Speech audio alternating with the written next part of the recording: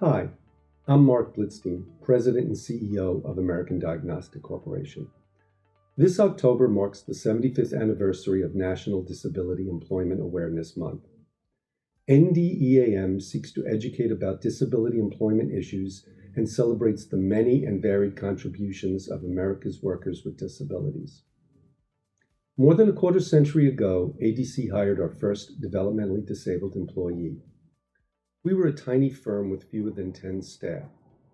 We published an ad seeking help in our production department, and the only candidate to show up was a young man named Glenn who rode his bicycle 7 miles.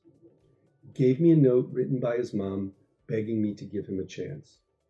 Today, we employ over a dozen developmentally disabled individuals in positions ranging from quality control to production, from shipping to maintenance. Workplaces that welcome the talents of all people are critical to building an inclusive community and a strong economy. Please join us in celebrating this effort.